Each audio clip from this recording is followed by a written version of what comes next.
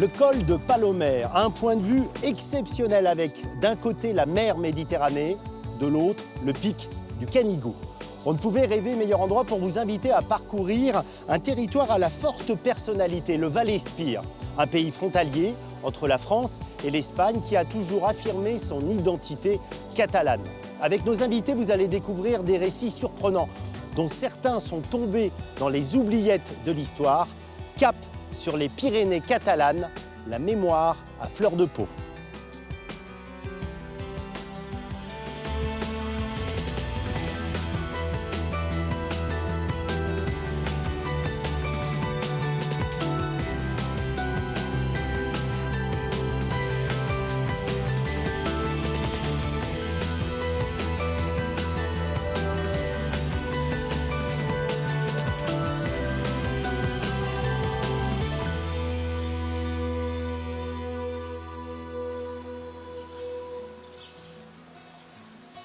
Ce n'est pas pour rien que le sommet du Canigou est considéré par beaucoup comme la montagne sacrée des Catalans. Trônant en majesté entre les plaines du Roussillon et les sommets pyrénéens, il organise le territoire. D'un côté le Conflent, de l'autre le Val-Espire. C'est à l'extrémité sud de cette vallée, à quelques kilomètres de la frontière espagnole, que nous commençons nos escapades, à Prats de Molló. Pour découvrir la ville et son histoire, on ne peut rêver meilleur guide que Jojo. Benvingut, Eric, donc. Bienvenue dans Prats de Molló. Benvingut, bienvenue. C'est en catalan, Ils ça, m'ont c'est dit ça? c'est du catalan, tout à fait, oui. On est rentré par la porte de France, il y a une autre porte, c'est la porte d'Espagne. Mais finalement, à Prats, on est où? En France ou en Espagne? Et bien, disons qu'on est en Catalogne, surtout. Voilà. N'allez pas croire que cette réponse est une boutade, car ici on revendique avec fierté ses racines catalanes. On pourrait presque dire que Jojo est un militant de la mémoire. C'est simple, lui qui fut longtemps le boucher du village est devenu aujourd'hui un historien respecté. C'est beau. Et là, on arrive sur le carré de Lys, et l'entrée principale de l'église. Je pense que je n'ai jamais vu une porte comme ça dans une église. Elle est incroyable. Ce sont des ferrures ou de décoration de portes, ou alors de renforcement, même de défense sur les portes. Dans ces ferrures dont ont été faites dans ce qu'on appelle dans le fer du Canigou, le fameux fer qui a une pureté à peu près de 95%, ce qui permet, donc, une fois travaillé, une fois chauffé, tout ça, de s'oxyder légèrement. Et cette oxydation va automatiquement apporter une protection sur le fer. Et c'est pour ça que c'est un fer qui ne rouille jamais. Est-ce que ces formes, elles ont une signification, un sens? Oui, tout à fait. L'explication peut-être la plus simple, c'est qu'en fait, la forme qui a été donnée à cette ferrure, qui ressemble beaucoup à une coquille d'escargot. Ouais. Donc l'escargot, ayant peur, se rétracte, se met à l'abri. Donc l'église serait aussi un abri.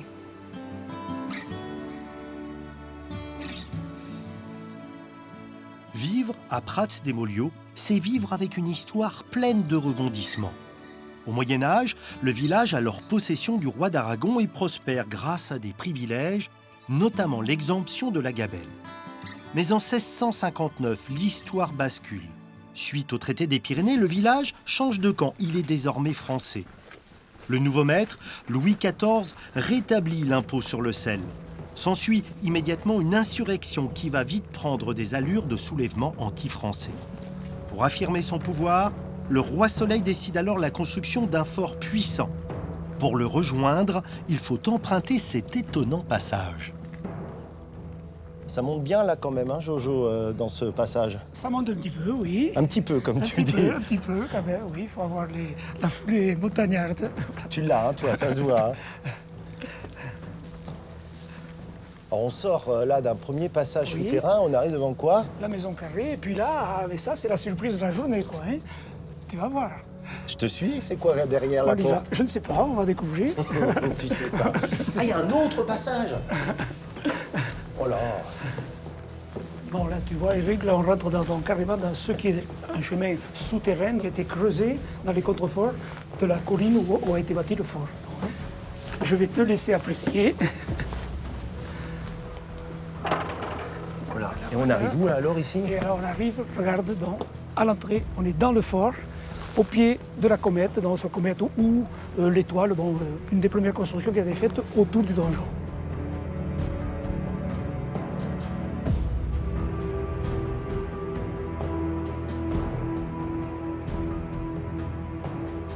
Forme géométrique, bastion, on reconnaît la patte de l'ingénieur de Louis XIV, Vauban. Et comme toujours, un bâtiment comme celui-ci, c'est aussi un message politique. Tout à fait. C'est un message envoyé à la population pour dire aux gens de Prats, maintenant les patrons, c'est nous là. Hein. Nous sommes les patrons. Et de par la disposition même des échauguettes, des pointes de fortification Vauban, on voit très bien que l'ennemi était devenu l'Espagne et la Catalogne. Parce que la frontière, elle est La frontière est juste là, oui. sur la crête, là. On a la frontière tout de suite sur la crête à 10-12 km, pas plus. Quoi. Bon, quand même, ils avaient un savoir-faire, c'est qu'ils avaient trouvé le bon endroit pour poser le fort. Tout à fait, oui. Disons que le point stratégique n'a pas été difficile à trouver. Hein. Ah bon, pourquoi? Et sur le sommet, dominant Prats, qu'est-ce qu'il y avait? Il y avait une tour. Donc, Qui était là avant? Qui était là avant, tour du XIIIe siècle. Donc c'était une tour faite par les rois d'Aragon? Les rois d'Aragon, oui, c'était Jacques II d'Aragon qui l'avait faite à l'époque. C'était vraiment des tours à signaux pour signaler les invasions, précisément. Symboliquement, encore quand même, le fort de Vauban, des Français de Louis XIV, il enserre la première tour qui, elle, est du roi d'Aragon. Qui est du roi d'Aragon, oui.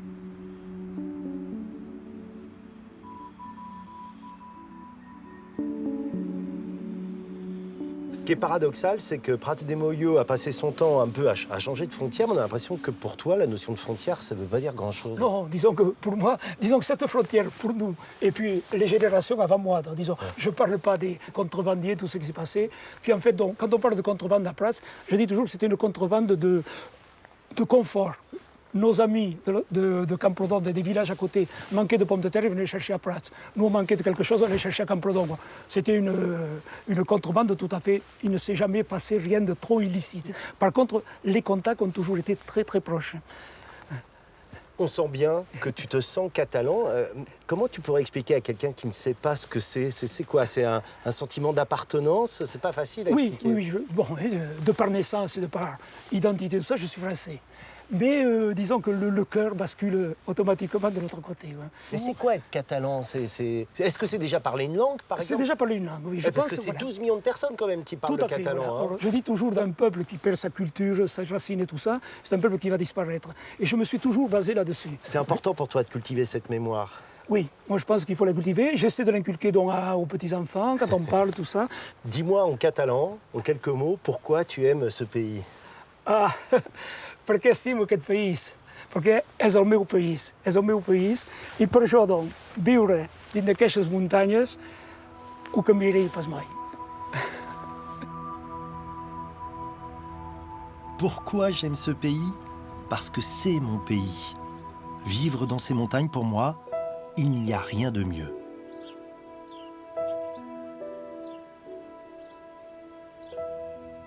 En quittant Prats de Molló, j'emmène avec moi les mots de Jojo, comme une invitation à découvrir ce que ces montagnes ont à me raconter.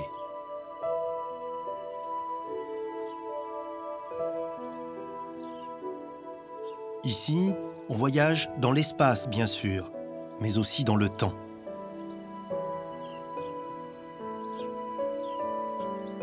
Un peu partout, on découvre les innombrables tours à signaux.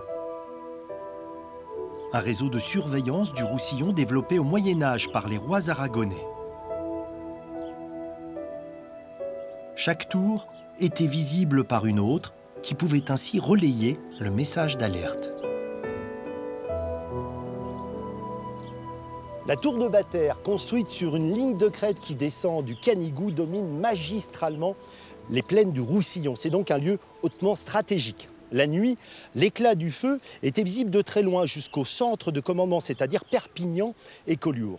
Mais la journée, me direz-vous, eh bien, on utilisait la fumée. Un peu comme le faisaient les Indiens, le nombre de nuages de fumée pouvait indiquer par exemple combien d'assaillants étaient en route, ce qui permettait de mettre en place le plus rapidement possible la riposte. Finalement, le système était simple, mais très efficace. Mais Battère a plus d'une histoire à raconter. La plus étonnante n'est pas visible au premier coup d'œil. Elle est enfouie sous terre, comme disparue des radars de la mémoire. Le site est en effet l'un des plus importants gisements de fer du Canigou, exploité déjà par les Celtes 200 ans avant Jésus-Christ. Développé au Moyen-Âge, l'exploitation du minerai a pris ici une dimension industrielle au XIXe et XXe siècle. Dans les entrailles de la montagne, à 1500 mètres d'altitude, on creuse, galerie après galerie. Les paysans de la région deviennent des mineurs de fond. Dès 1900, on met en place 9 km de câbles aériens pour transporter le minerai jusqu'à Arles-sur-Tech, la capitale minière du Val-Espire. Mais les coûts de production et de transport vont devenir insupportables. En 2004, le site est définitivement fermé. L'usine, sous la rouille, finit par quasiment disparaître du paysage. Moi, je découvre cet endroit pour la première fois. C'est un lieu assez étonnant, hein, quand même, Olivier, ce carreau de la mine. Petit, je venais souvent en colonie de vacances à Pratzemoio. Et je passais avec le bus scolaire devant ce village et je voyais ce bâtiment. Je ne savais pas ce que c'était.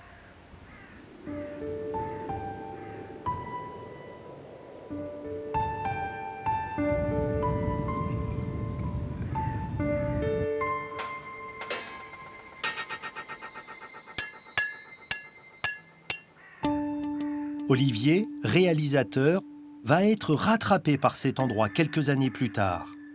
Il rencontre un peu par hasard un ancien mineur et découvre alors cette épopée du fer, tombée dans l'oubli.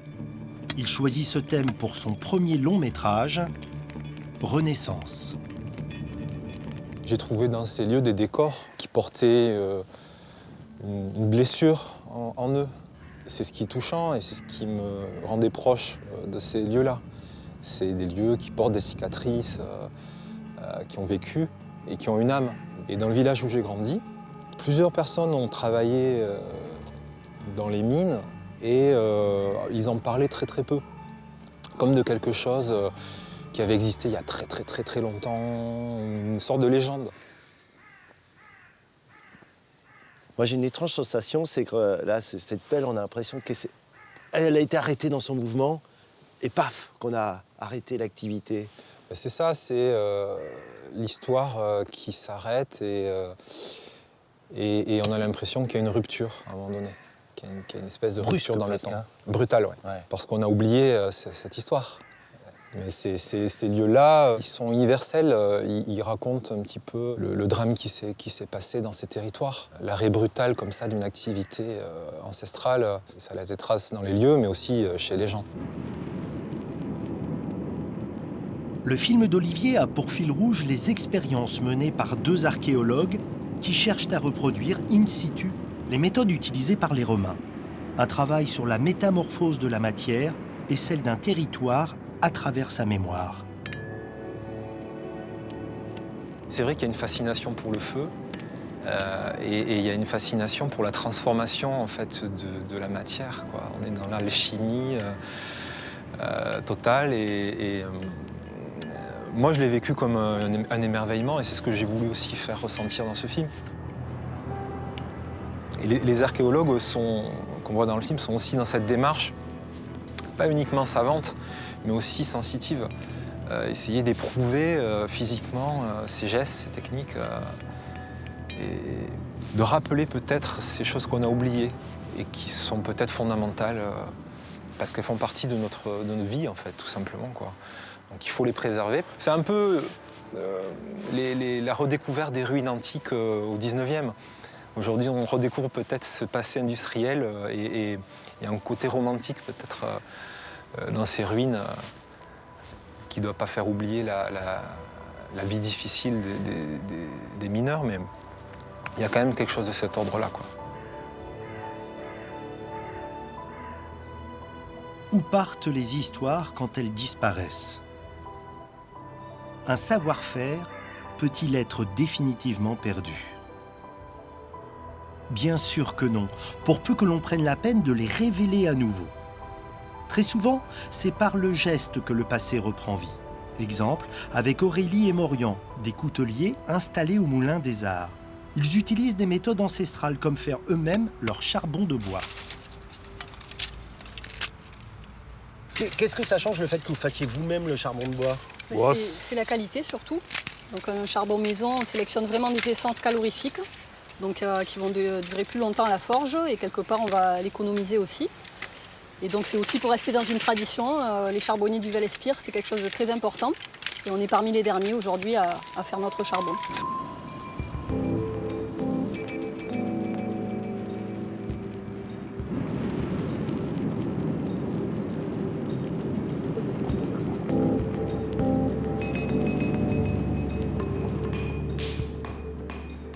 Ce n'est rien de dire qu'Aurélie et Morian sont complémentaires. L'un fabrique les lames, l'autre les manches. Les couteaux qu'ils confectionnent sont si prisés qu'il faut plus d'1 an d'attente pour recevoir sa commande. Moi j'ai une formation d'ébéniste, donc voilà, j'ai à cœur de sélectionner de beaux bois qui poussent dans la région et donc voilà, d'en révéler le veinage. Donc on travaille sur les créations, sur le design ensemble, puis après chacun réalise ses pièces, les cordes. Un exemple là? Là, par exemple, c'est un couteau catalan en ivoire de mammouth, damas, titane. Ouf. Alors ça, moi je suis très étonné par celui-ci, j'en ai jamais vu cette forme. Donc ça c'est une forme qu'on a créée, qu'on a dessinée tous les deux, comme la plupart de nos couteaux. Et avec ces couteaux-là, avec le décrochement, on a tout le tranchant dans l'assiette. Ah oui. Sans forcer. Donc, ça retrouve le geste, quoi, là. Voilà, tout seul. Ce qu'on appelle le couteau catalan, c'est cette forme. Vous avez des gens qui viennent et qui disent « je veux un couteau catalan parce que c'est ma culture, enfin c'est mes racines ». C'est un couteau qui est donc endémique, c'est une forme unique vraiment à la Catalogne Nord, ici. Et donc on a aussi dans le milieu des collectionneurs des gens qui ne sont pas catalans, mais qui aiment ce couteau-là. Et donc, mais on a aussi effectivement des locaux qui veulent un couteau catalan, mais surtout entièrement fait main, parce qu'on est assez peu dans la région à les faire comme ça. Depuis quelque temps, Aurélie et Morian ont la sensation d'entendre comme un appel, celui lancé par le Canigou. Et pourquoi pas tenter l'aventure, utiliser à nouveau le fameux fer catalan. Donc là, Eric, tu vois, on a le minerai de Battère, donc qui sont les mines les plus proches d'ici. Donc ça, c'est du fer du Canigou. Ça, c'est le minerai de fer. Minerai de fer. Voilà, qui contient 70% de masse métallique, donc c'est un caillou qui est très riche. Et le but, donc notre but, c'est d'en extraire du métal, de faire du métal avec, comme ça se faisait il y a 2000 ans. Alors comment on procède? Parce que par exemple, ce minerai, vous l'avez trouvé où? Alors dans la nature, on va donc dans des sorties de mines qui sont assez inaccessibles. Mais c'est-à-dire, vous partez quoi, dans la montagne? On part dans la montagne avec nos sacs à dos et donc on va chercher des cailloux comme autrefois, comme ça se faisait avant. Il y avait les femmes catalanes qui portaient le minerai sur leur tête dans un panier. Ce fer, il était réputé, il a vraiment une particularité, le fer du Canigou? C'est sûr, il a donc déjà par sa richesse en masse métallique et aussi par sa capacité de s'oxyder très peu. Et ça donne quoi, le résultat? Donc, le résultat, ça donne quelques pièces. Donc ça, c'est le premier exemplaire que Morian a réalisé, donc avec une corne d'Isard, qui est le chamois des Pyrénées, et une lame entièrement faite en bas fourneau. Et donc du fer de Battère, du fer du Canigou, mais ça fait... Vous avez une idée de depuis combien d'années on n'a pas fait une lame avec ce fer-là? C'est sûr, il y a peu de gens, et donc c'est aussi notre souci, c'est de maintenir ce savoir-faire. C'est un objet d'art. En tout cas, bravo.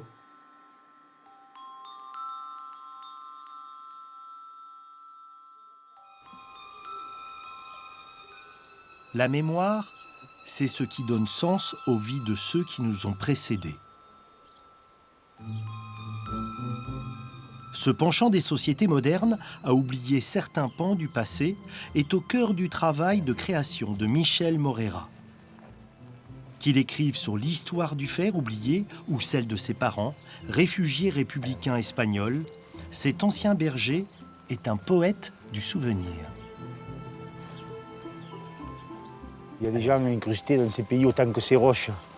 Moi, je vois des bergers de la famille à moi, ça a une force énorme. Avec le temps qui passe, pour moi, n'efface rien de ce qu'ils ont fait. Tu les as parcourus, toi, ces montagnes, parce que tu es un ancien berger. Voilà, éleveur, oui, je l'ai fait. Passer là-haut, en transhumance, tout seul, dans la neige. J'ai énormément de respect pour ces lieux, quoi. C'est fusionnel, voilà, quasiment. Tu nous as emmenés dans ce village. Qu'est-ce que c'est? Parce qu'il n'y a plus l'air d'y avoir beaucoup de monde. Ben, il n'y a plus personne, hein. C'est un village malheureusement. abandonné?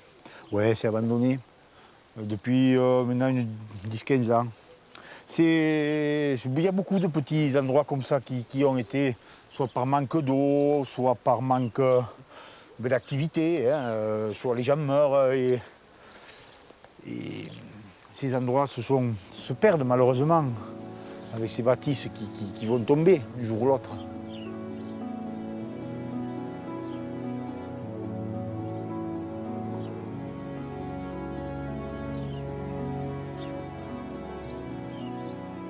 Dans ton livre, Frontières de sang, tu racontes l'histoire de tes parents, de ton père qui a fui l'Espagne pour venir de ce côté-ci de la frontière, qui a fui l'Espagne pendant la guerre civile.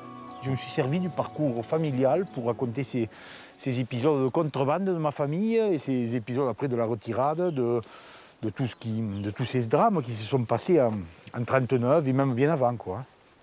Je trouve que c'est important d'en parler, voilà. Ne plus parler de quelque chose, c'est une seconde de mort. Quand quelqu'un est mort, c'est quand il n'y a plus le souvenir. C'est beau, hein? Oui, et voilà, déjà il y a le travail qu'ils ont fait, qu'ils ont fourni pour faire ça à une époque où il n'y avait pas d'outils. Hein. Puis alors, quelle vue, là. Ils avaient bien choisi l'endroit. Ben oui, ça oui. Ça oui, tant qu'à faire. Mais c'était pas innocent non plus, parce que dans ces endroits-là, ils sont beaux, mais ils sont aussi très ensoleillés très tôt. L'hiver, ça supposait moins de chauffage. Tout ça, c'était un calcul aussi. Hein.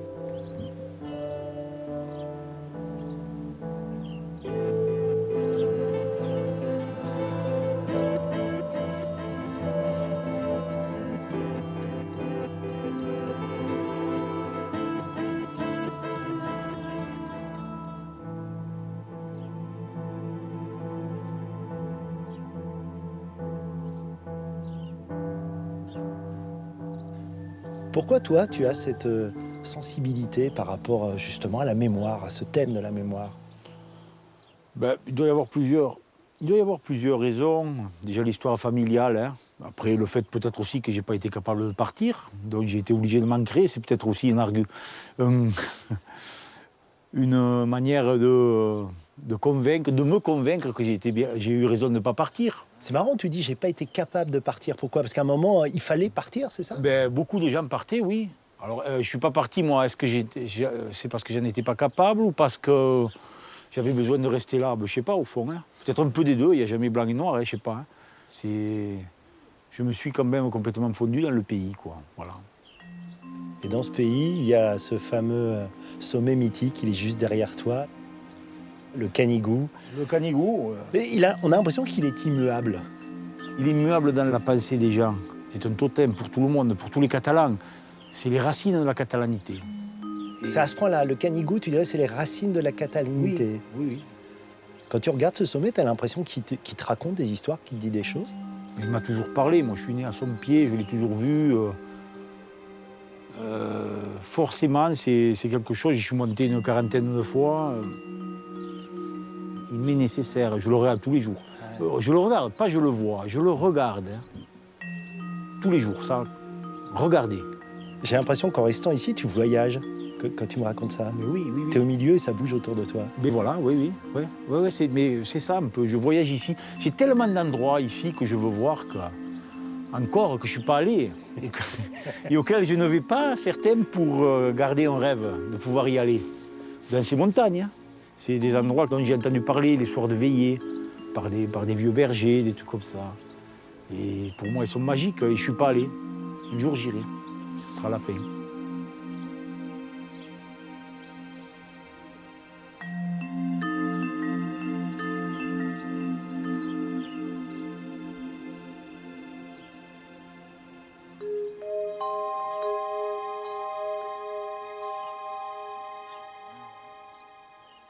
On a l'habitude de réduire le patrimoine aux châteaux, aux églises, aux monuments, aux paysages. Mais il existe un autre patrimoine qu'on pourrait qualifier d'invisible, constitué de gestes, de savoir-faire ancestraux, de parcours de vie. Toutes celles et ceux que nous avons rencontrés aujourd'hui contribuent à sauver ce patrimoine en soufflant sur les braises de l'histoire. Et qu'on ne s'y trompe pas, il ne s'agit pas de vivre dans le passé, bien au contraire. Comme le dit le philosophe, l'imagination, c'est de la mémoire fermentée. Quand on perd la mémoire, on perd sa faculté d'imaginer.